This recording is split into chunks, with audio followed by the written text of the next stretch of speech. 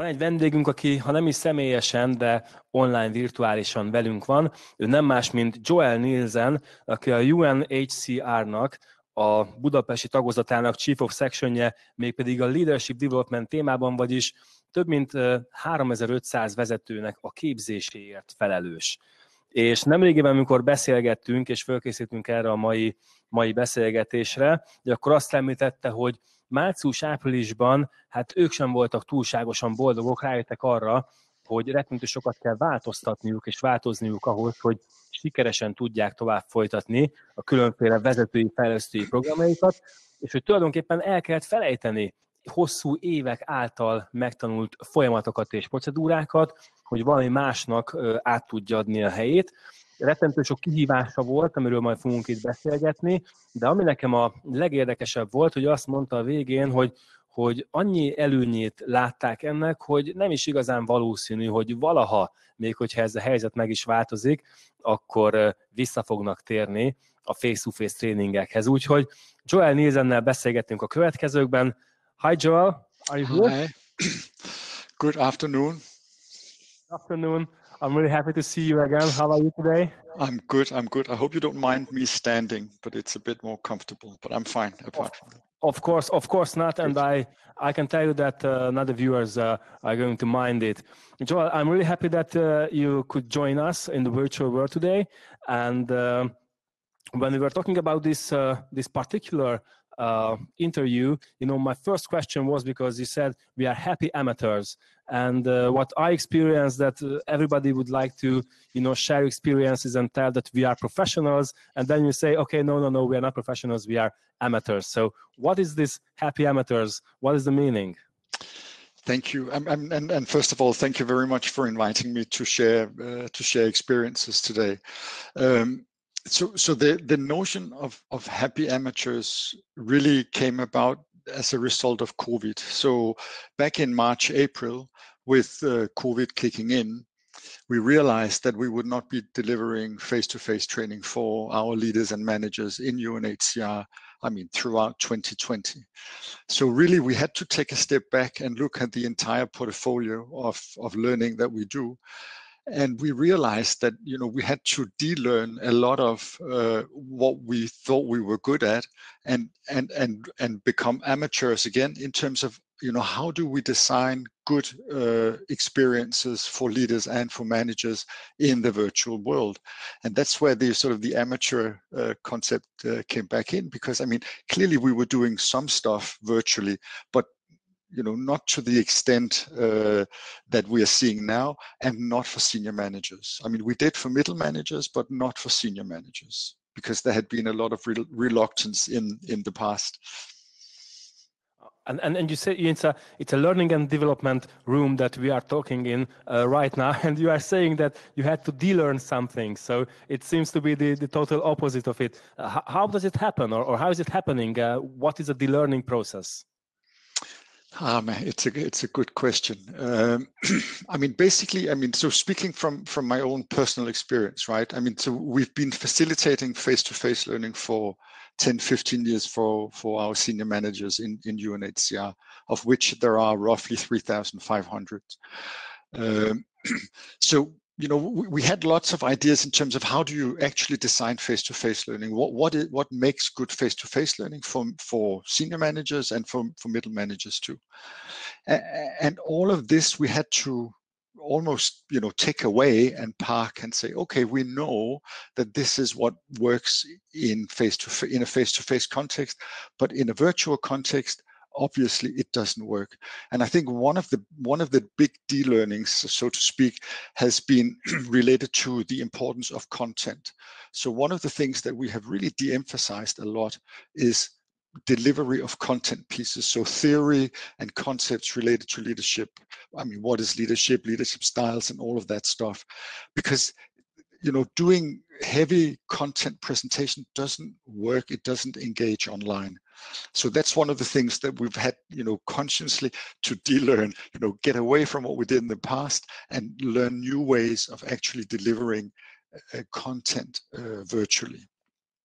So that's sort of a very concrete example of the de-learning. And then, of course, we had to learn to master the virtual. You know, how do you mix different platforms? How do you do engaging adult education virtually? Has been the big challenge, but also a fantastic challenge. I mean, it's been in many ways a learning journey for me and for the team in the past 6 months. An incredible journey, actually. Basically, what you are saying, this incredible journey, it's an innovational journey, isn't it? So you had to innovate, you had to forget something and had to do something totally differently.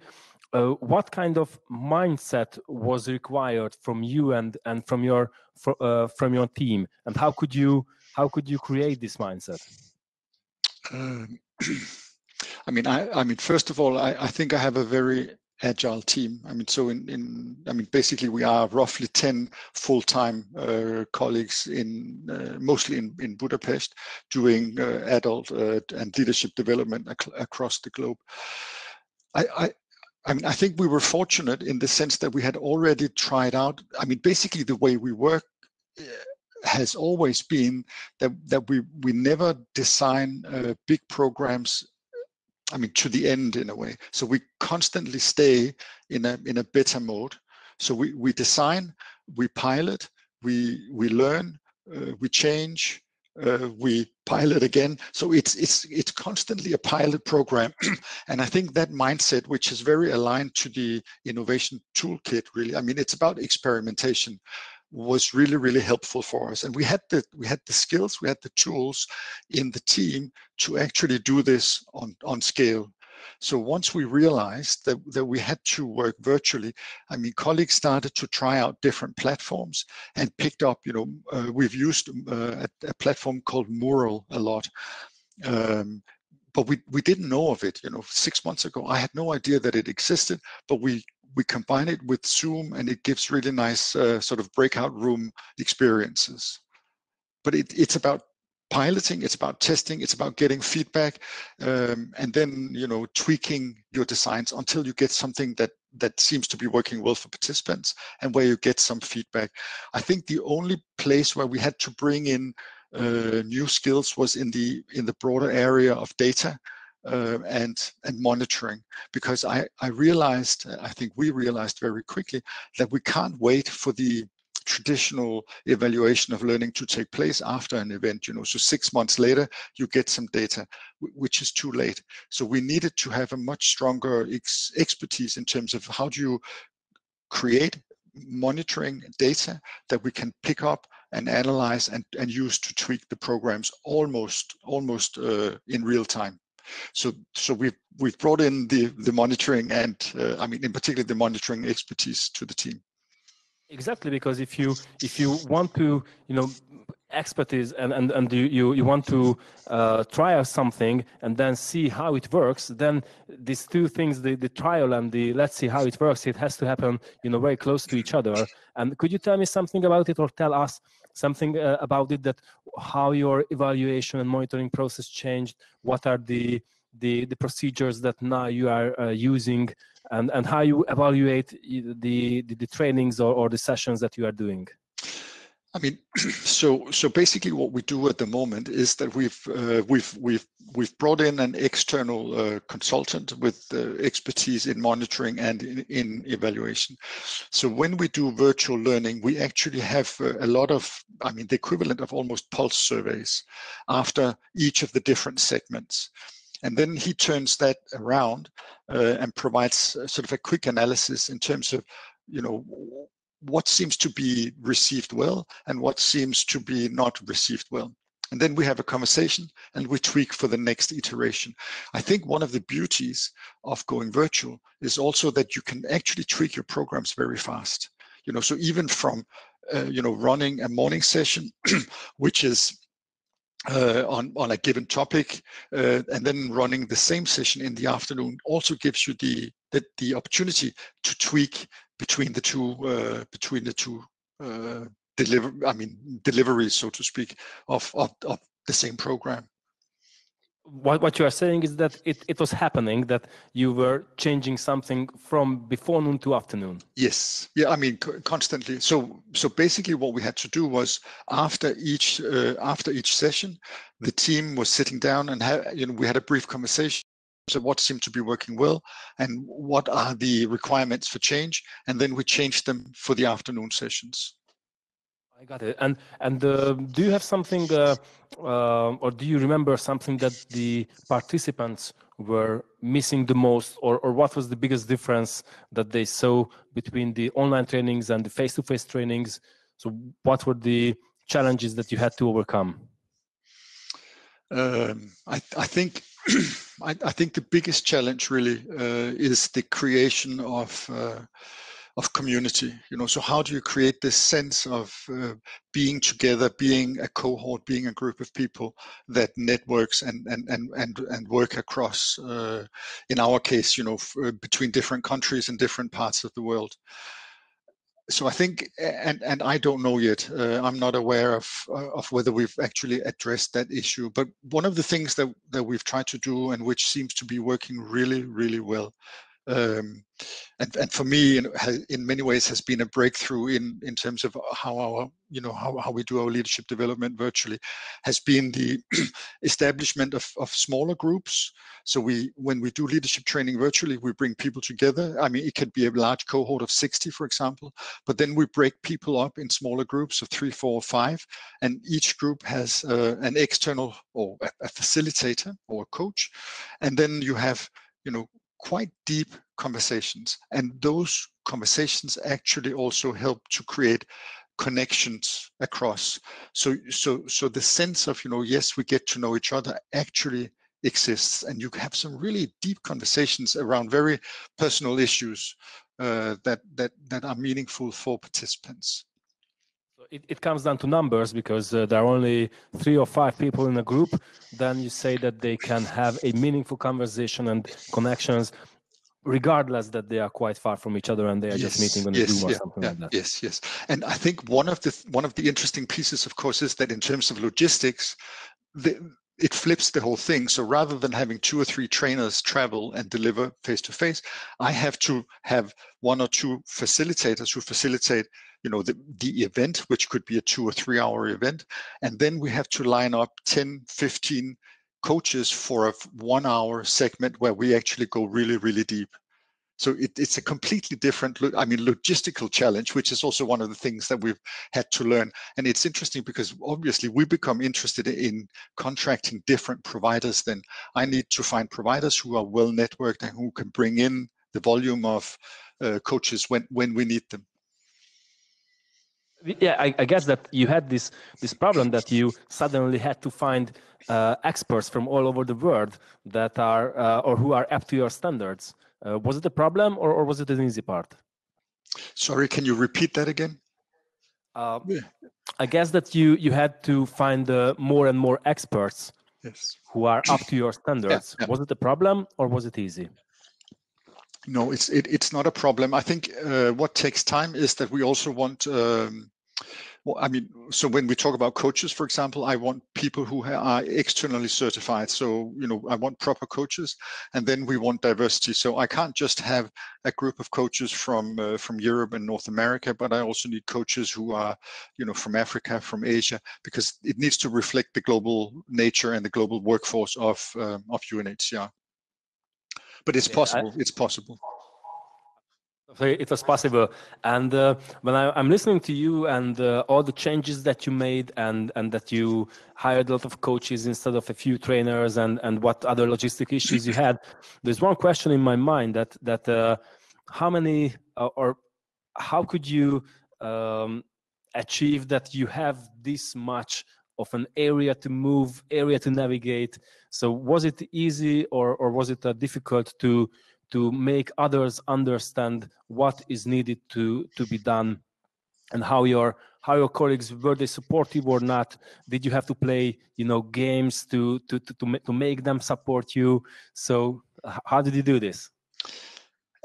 Clearly, there's been some politics in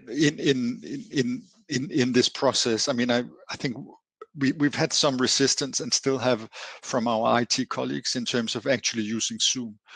And I don't know whether I should share this here, but I mean, actually what we've done then is I mean, so we've bought personal Zoom licenses. So I have 2 or 3 colleagues, each with a Zoom license, which has then allowed us to go with Zoom because we realized that Zoom was by far the superior tool or platform for what we wanted. I can see that other platforms are now following suit in terms of having breakout rooms with video capability, but the video capability was really important for us initially. I mean, I think it will take time, and there is still some reluctance in terms of also colleagues and senior managers wanting to work virtually. But I think one of the beauties of the virtual leadership development is really the fact that you can't design, 2 or 3 hours or 2 or 3 day online sessions. You have to break it up in smaller chunks, which is what we do, which also enables more people, to participate. So you do 2 or 3 hours once a week or twice a week, and that gives you a better learning experience as well. So learning stays on top of mind. So it's work in progress. We're still on the journey. It's still amateurs, or just Yeah, not as much amateurs as in the beginning. As you know, Joel, this little session of ours, it's an open session as well. So there is a possibility for questions and answers. And I guess there's just a very great question that arrived, and I would like to ask you, because it says that, hey, Joel, what are your 3 best tips to engage more leaders to learning? Because you just mentioned that in different or certain cases, you don't do 1 or 2 days, but several days during several weeks. So I think this question is really appropriate, that how you engage more leaders to training.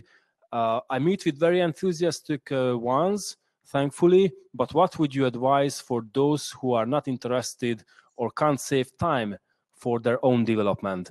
And the questioner is requesting specifically, 3 tips from you. I don't know whether I can give you 3 tips, but I think one of them really is to break up, face to face into smaller chunks, and I think that's really important. I mean, there is a lot of really interesting stuff happening in terms of leadership development. I think one of them is the whole movement towards sort of learning in the flow of work, as it's beautifully called. So helping leaders learn while they work. I think that is really important, and that also situates learning and development differently. So rather than us doing big training courses, then we have to identify what are the smaller chunks of content that our leaders actually need when they need them. One of the things that we try to do, for example, to support leaders to learn more, to get back in terms of best tips, is to open up. We've just opened up LinkedIn Learning, for example, for all managers and leaders in UNHCR. And it's a really fabulous resource where they tap into learning when they need learning, right? And then we have to realize that a lot of learning takes place without us actually being involved. People Google stuff, how do I do whatever a return on investment analysis? You Google it, you get some advice, and then so I don't think we should be so concerned, but I think obviously as an organization, you need to emphasize that leaders are obliged to continue to learn. If you stop learning, in a way you stop living. And there are another question, because and I tell all the viewers that please, if you have any question, just enter into the chat and I will ask it to Joel. So the second question is that what are your tips for virtual content? So what do you think a very suitable or needed content for a leader today? What can it be? So I think in terms of tips for virtual content, I think it needs to be really, really short. Not more than 15, max 20 minutes of actual content for leaders, and then you need to tie that up with options for breakout discussions, for plenary feedback. So mixing with some of the more traditional ways of facilitating learning, but very short bits of content. And then, as I said before, what I have found really, really works well is the small facilitated or small group facilitated conversations. Ideally, if you have people with coaching experience, because the coaching questions are really good to help people reflect.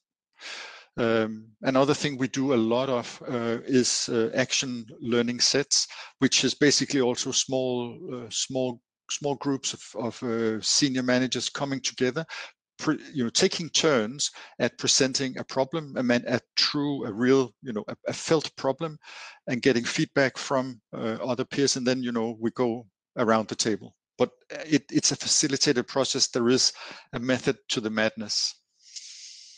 And when you said that you provide like 50 minutes chunks and pieces, in any way, do you monitor whether those pieces were viewed or read or something like that? So is there any kind of monitoring process behind it?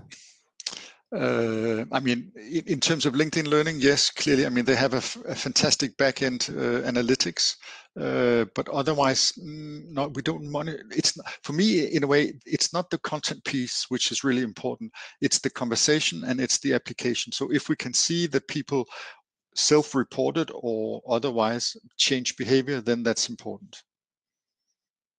And more questions are arriving. So our question is that how do you make your virtual sessions engaging, apart from using Murat and apart from using coaches? Do you have any kind of experience that you can share with us? I mean, so we keep them relatively short. So we haven't, I mean, we've tried to do them more than 3 hours and it doesn't work because people simply check out. You can't stay focused for more than 2 hours and a half, max 3 hours. So what we do, we make sure there is a break in between, obviously, 10-15 minutes. We make sure that there is music when people arrive during the break and when we stop. We try to mix the different methodologies, very much like you would do in a face-to-face, with a mix between mural sessions or small Mentimeter quizzes.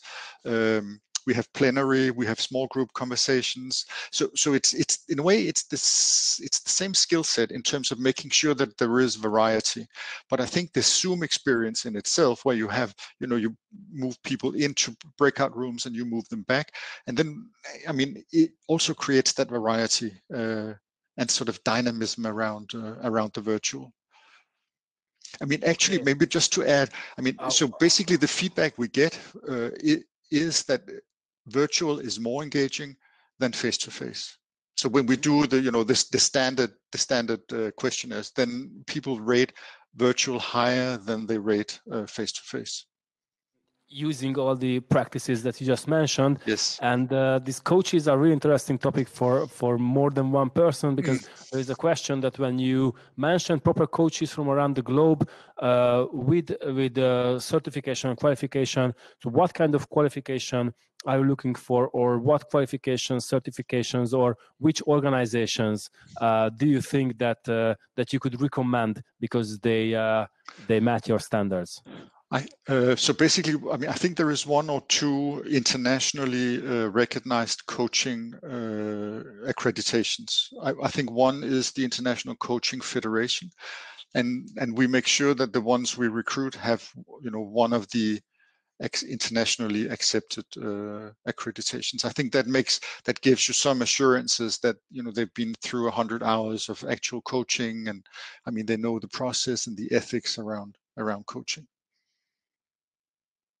Okay, so basically this is one thing that you can share us, and we are at the end of our time and the end of our little chat. But my last question is that what would your suggestion be for a learning and development head in these situations? If you can tell only one thing to an L&D head to do or not to do, what would it be? I mean, maybe I'm getting a little abstract, but I think what I would suggest is really to embrace virtual and help move learning and development away from being a provider of training to being more strategic, to facilitate learning on the job, in whatever form and shape learning takes place.